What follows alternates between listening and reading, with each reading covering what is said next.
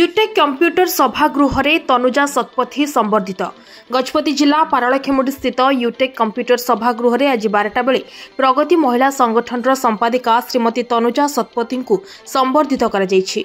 निकट अतीत तनुजा शतपथी पुरी स्थित संस्कृति भवन ठारे आयोजित एक कार्यक्रम रे से इंडियन ग्लोरी अवार्ड सामाजिक सेवा कर्मी एवं नारी सशक्तिकरण सक्रिय सांबादिक भावे से एही अवार्ड पाइछंती, जहाकु नै आज प्रगति महिला संगठन सभानेत्री कल्पना पट्टनायक अध्यक्षतार मुख्य अतिथि भावे जिटम्र deputy director doctor Durga Prasad पाढ़ी, मुख्य वक्ता भावे अध्यक्ष मनोज पट्टनायक, सम्मानित अतिथि भावे रामचंद्र पाढ़ी, भागवत पाढ़ी, हरिमोहन पट्टनायक, लोकनाथ मिश्र प्रमुख मंचस्थ होई श्रीमती तनुजा शतपथी को उपढौकन पुष्पगुच्छ दे पुणी थरे संबर्धना प्रदान करथिले।